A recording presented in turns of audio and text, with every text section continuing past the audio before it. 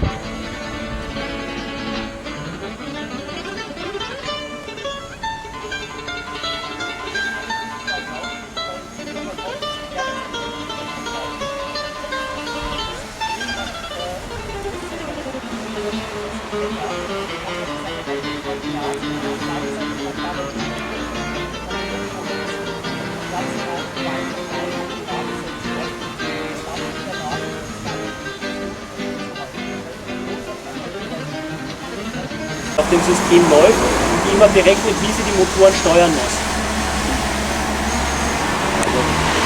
Von 10 Metern ist. Ja, genau.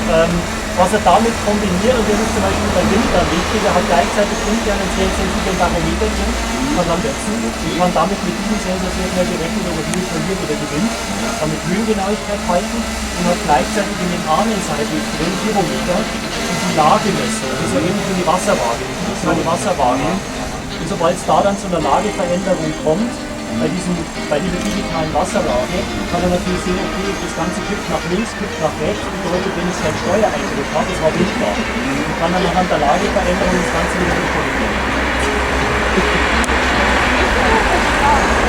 Also Fluggeschwindigkeiten bis etwa 40, 50 Kilometer. Hängt auch vom Wind zum Beispiel, auch vom Rückenwind oder Gegenwind. Und hat allerdings eine Restriktion.